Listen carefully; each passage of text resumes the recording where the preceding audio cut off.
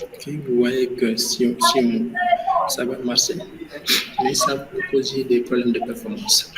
Cela veut dire que à chaque fois que cette bout de code est exécutée, il va appeler cette fonction, même si on n'a pas besoin de l'appeler. Parce qu'on l'a dit qu'à chaque fois qu'on exécute cette fonction, cette bout de code, on appelle cette fonction va recréer tout ça, même si on n'a pas besoin de la recréer. Et si vous voyez bien, dans notre sens, il n'y a rien qui change, juste il y a un contrôleur qui va juste être alerté en interne et ça n'a pas besoin d'affecter le reste du code. C'est pourquoi avec Flutter, au lieu d'utiliser des fonctions pour représenter notre écran, nos widgets, on va utiliser des classes qui étant de stateless ou de stateful. Parce qu'en interne, Flutter a un moyen de savoir s'il a besoin réellement de changer ou de les recréer. C'est pourquoi ici, c'est pas conseil d'utiliser des fonctions pour définir des widgets. Mais ce qu'on peut faire, c'est utiliser les mettre ici, comme ce qu'on avait là-bas, ce qu'on avait au début. Les mettre ici. Ou bien si on voit que ça commence à tirer en longueur, on peut créer juste un widget qui va se changer d'avoir tout ce logique. Et il va embarquer tout ce logique à part. Par exemple, si on va aller un peu plus loin, ce qu'on peut faire, on va encore copier ici. On va l'appeler my input, par exemple, my input field. Qu'est-ce que c'est que my input field? Ok. My input field, qu'est-ce qu'on peut donner? Juste, on va lui donner une fonction. On submit. Qu'est-ce que ça veut faire? On va faire la même chose. Après, ici, on peut créer ce widget qui peut être aussi un stateful, puisqu'on va avoir besoin du contrôleur. On va l'appeler my input field. Okay. Dans input field, on exécute le code qu'on avait ici. On va dire qu'on va le transformer en stateful. On va prendre le contrôleur ici. On va le mettre ici. Pour garder notre code simple. Chaque chose fait une seule chose en même temps. Chaque widget est responsable d'une seule chose en même temps. Maintenant, quand il soumet les données, quand il vérifie qu'il y a des données sur le champ, ce qu'on va faire, au lieu de faire un set state, on va dire soumet les données au widget par attribut, il va charger d'exécuter, il va charger de modifier son état interne. Maintenant, ici, on peut faire required this point submit. Et aussi, ce qu'on va faire, c'est on va appeler widget.submit de value. Vous voyez ici, je n'ai pas utilisé directement submit parce que, à la différence des stateless, quand vous donnez des arguments en stateful, on ne le met pas directement ici parce que dans ce cas, on ne va pas pouvoir le voir parce que ce qui est créé, ce qu'on peut créer, c'est ça. On va créer, par exemple, my input field ici, mais on ne peut pas créer directement un state. Lui, en interne, il va charger d'appeler cette fonction qui va le créer. Mais s'il est créé, il y a un champ qui s'appelle widget qui va référencer les states widget qui est associé à ces states. C'est pourquoi on utilise ça. Cela permet au stateful de garder son état interne. Par exemple, quand les valeurs qui sont données ici changent, cette stateful cette state ne va pas être recréée, il va être gardé intact, mais on va juste changer cette partie. On va juste changer cette partie, donner de nouvelles valeurs. Après, prendre les stateful et les lier avec ces states via la variable widget. Et on va appeler la fonction build sur ces states. C'est pourquoi on utilise un stateful au lieu de stateless quand on veut maintenir notre site. Parce que Le state interne ne va pas changer, ne va pas être recréé tout au long de l'application, mais il va être alerté des changements qui lui affectent. Maintenant, ici, on n'a plus de contrôleur. Ici, il nous dit qu'il y a une erreur. Ici, je vais aller copier tout simplement le nom.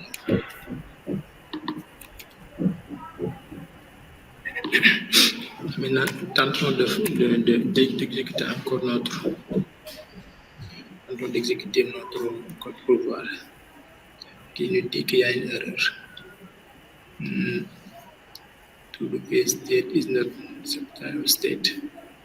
Ok, parce qu'on a fait beaucoup de changements. Cela arrive souvent quand on fait beaucoup de changements. Pour cela, on peut aller sur la console. On va appuyer sur le bouton Hot Restart pour redémarrer notre partie de l'application. Vous voyez, si on vient, ça va marcher. Je vais essayer de taper quelque chose. On va aller entrer. Okay, vous voyez que ça marche toujours. Et vous voyez que notre écran devient de plus en plus simple. On a juste, pour chaque chose, on a juste un widget qui l'affiche. Par exemple, dans notre page d'accueil, on a un widget qui affiche la barre qui n'a pas besoin de changer. Dans notre home body qui va continuer la liste des states, la liste des to-do.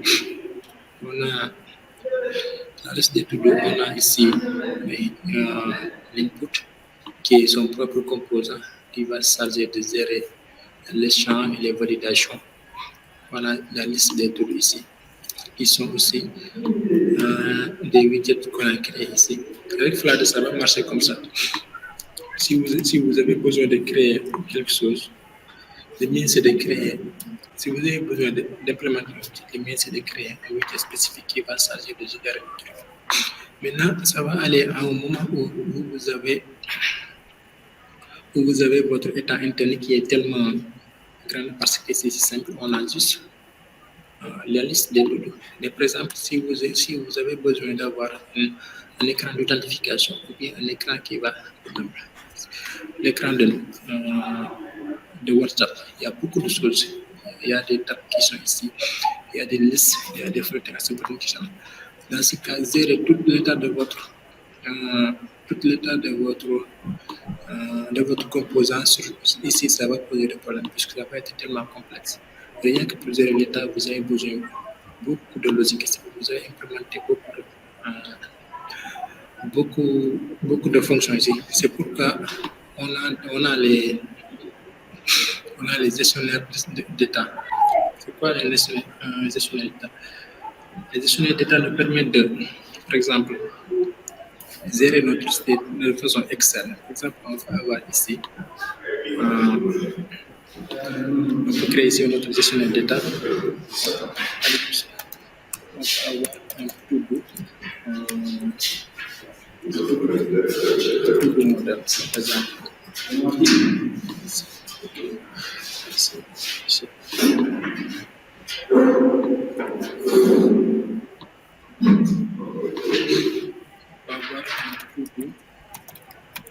Modèle de pointage ici,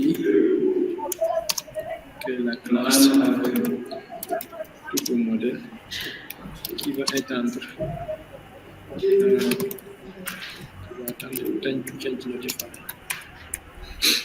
Ici, on peut prendre notre produit, on va l'ajouter ici.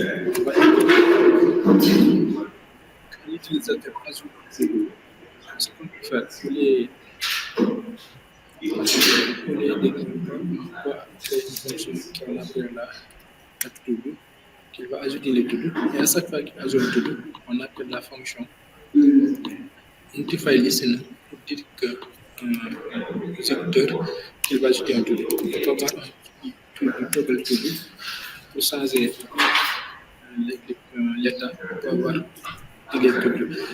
Et vous voyez ici, on isole notre state, on isole l'état de notre application dans une classe externe. Cela nous permet de garder encore un peu plus simple. Un peu plus simple notre hiérarchie. Maintenant, pour voir ce qu'on peut faire ici, c'est ici on peut créer un value notifier. Créer ici un value listenable builder qui va prendre notre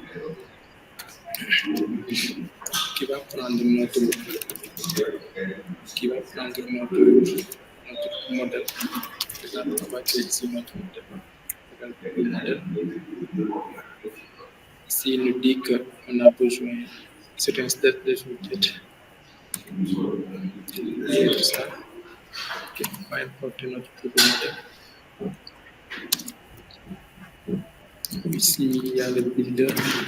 Je crois que ça va marcher comme ça. Dans le builder, on a la fonction ici qui va être appelée. Ok.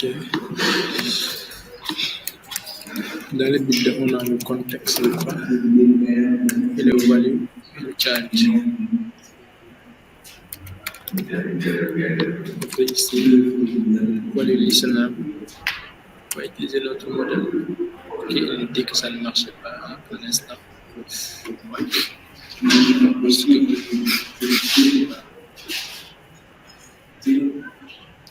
On peut dire que pour l'instant ça ne marche pas parce qu'il attend un value listenable alors qu'on utilise ici un change notifier. C'est pourquoi que ça ne marche pas. Mais si vous voulez gérer votre site, vous pouvez aller ici sur oops.dev. Sur ce site, vous allez voir un ensemble de paquets, beaucoup de paquets. Vous allez voir des milliers de paquets disponibles. Mais le paquet qui nous intéresse, ça s'appelle provider. Provider nous permet de gérer notre site. Si on tape provider, vous allez voir qu'il a été liké quelques fois. Si pour l'installer, qu'est-ce qu'on peut faire? Cliquez sur ce bouton copie et venir ici sur notre site de domaine. Là, on voit toute la configuration de notre projet. Mais ce qu'on va faire, on va aller sur cette section de dépendance. On va ajouter provider et on va sauvegarder. Et si on clique sur le bouton get, il va télécharger la dépendance. Après, si c'est fini, il va terminer par le code 0. Maintenant, ici, au lieu d'utiliser value listenable, on va utiliser provider. On a ici le package qu'on a téléchargé. Après le provider, qu'est-ce qu'il prend?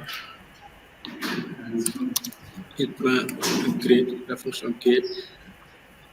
Avec cette fonction, on va lui donner notre modèle qu'on a ici. On va le créer ici.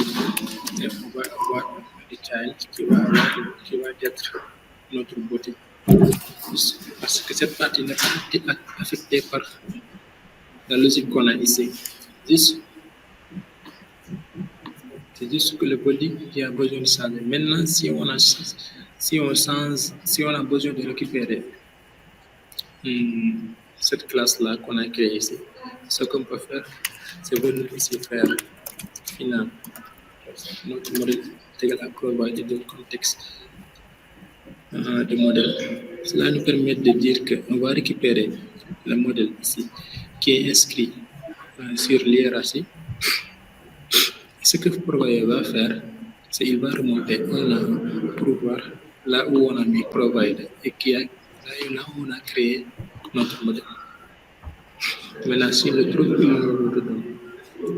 Maintenant, au lieu d'utiliser notre state interne, ce qu'on peut faire ici, quand on soumet les données, on va remplacer ici par do.add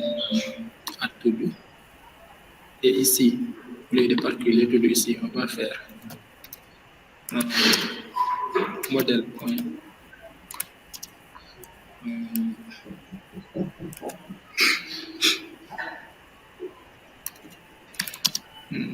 modèle point to point length.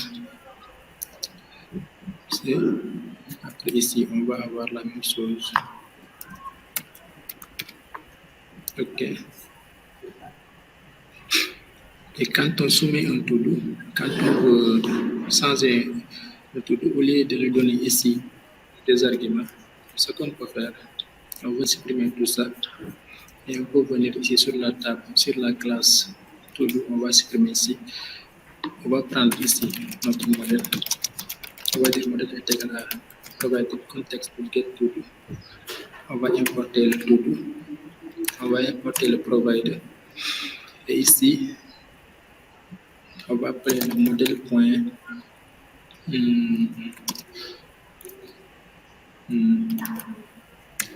Puis je crois que c'est OK. Modèle point toggle to do.